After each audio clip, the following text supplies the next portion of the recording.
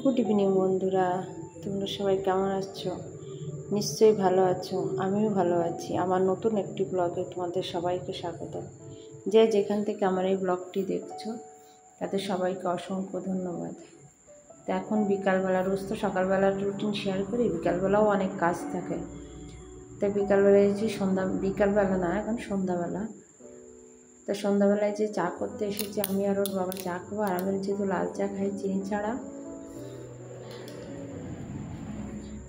তা আমি চা খেয়ে রোদ্দুরকে পড়তে বসিয়েছি। রোদ্দুরকে পড়িয়ে এসে যে কটা জামা কাপড় ছিল সে কটা ভাঁজ করেছি। সব ভাঁজ করে ঘর বাড়ি ছেড়ে সন্ধ্যা প্রদীপ দিয়ে যা কাজ থাকে বিকালবেলাও একটা সংসারে প্রচুর কাজ থাকে, সেসব সেরে আমার ছেলে বলছে, মা একটুখানি চিকেন স্যুপ বানাবো, অনেকদিন স্যুপ বানানো না, যে দাঁড়া বানাচ্ছি।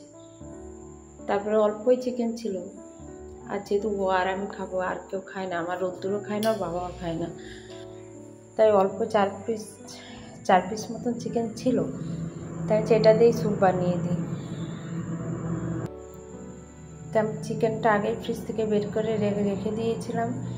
রেখে দিয়ে এবারে চিকেনটাকে আগে কড়াইতে একটু বাটার দিয়ে দিলাম, প্রেশার কুকারের মধ্যে একটু বাটার দিয়ে চিকেনটাকে ভালো করে একটুখানি ভেজে নিলাম আদা রসুন দিয়ে।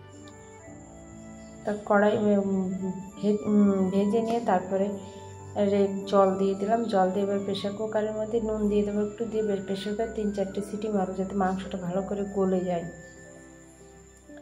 তা প্রেশার কুকার বসিয়ে দিয়েছি। দিদি যে বাসনগুলো মেজে দিয়ে গেছিলো সেই বাসনগুলো এবার এক করে জায়গায় রাখবো, ধুয়ে রাখবো। আর চিকেন স্যুপটা এবার কড়াইটা সব যে যার ড্রয়ারে রেখে দেবো। রেখে দিয়ে এবার প্রেশার কুকার কিন্তু ধরানো রয়েছে।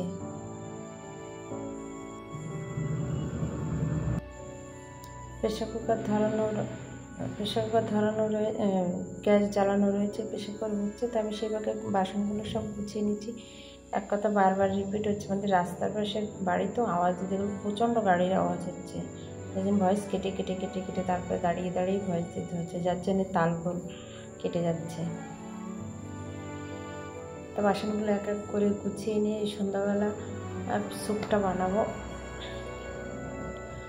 স্যুপটা বানিয়ে বাবুকে দিয়ে আর আমি একটু খাবো। দিয়ে এবার ওর আবার জিলাপি খেতে ইচ্ছে করছে, বলছে মামা খুব জিলাপি খেতে। তো বাবাকে ফোন করলো যে মা, ওর বাবা বললো ঠিক আছে আমি নিয়ে আসছি দাঁড়া।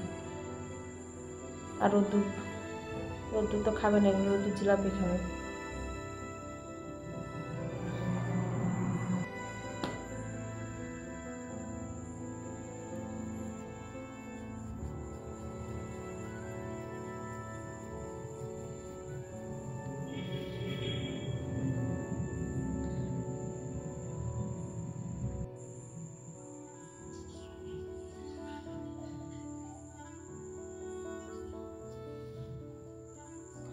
তা বাসনগুলো সব গুছিয়ে নিয়ে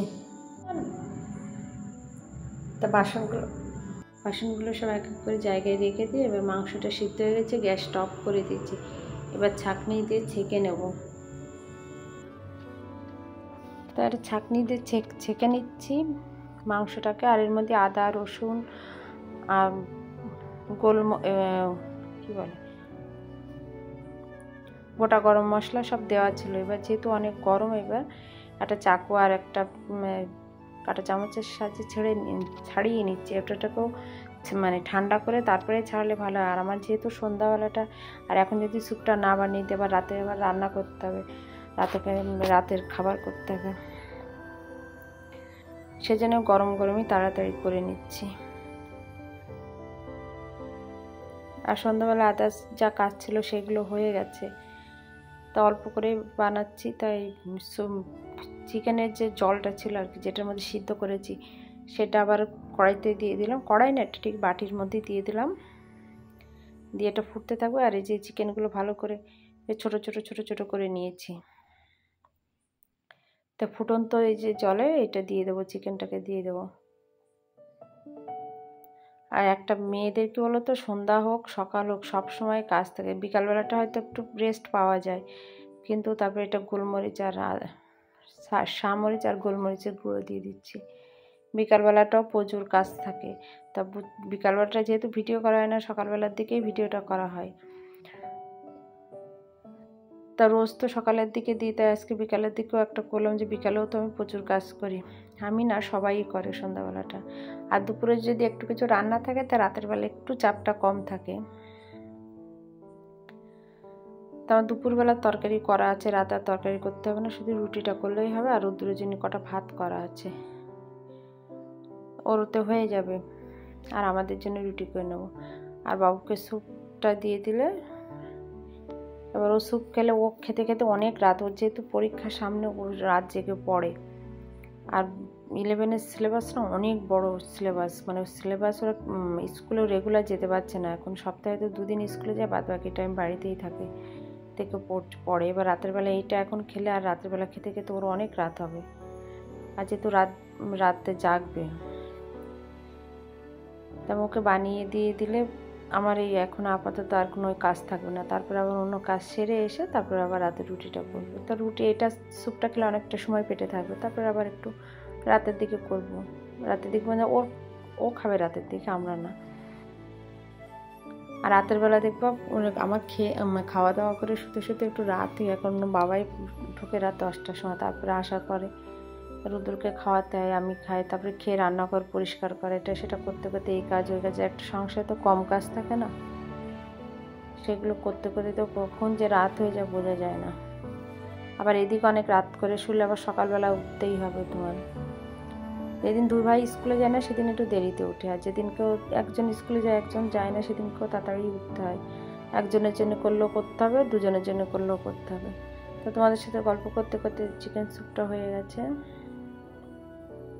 আর চিকেন স্যুপটা না খেতে খুব সুন্দর হয়েছে। আর এইভাবে চিকেন স্যুপ বানালে ব্যাপক টেস্ট হয়, আমার তো খুবই পছন্দ হয়। আরও বাবা যে জিলাপি নিয়ে এসেছিলো জন্য আবার গ্যাসে দুধটাও বসিয়ে দিয়েছি। এবার যে কাজগুলো করেছি, কিছু রাতের খাওয়া দাওয়া সব হয়ে গেছে।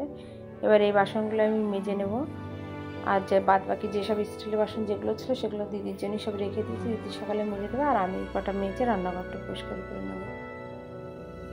নিয়ে এবার রাতের যা কাজ থাকে, মুখ ফেস ওয়াশ করা, মুখ ধোয়াকলে ময়েশ্চারাইজার মাখা, এগুলো মেখে সেগুলো। তো আজকে রাতে এই অবধি ভিডিও রাখছি। দেখা হবে আগামীকাল। Tata, bye bye.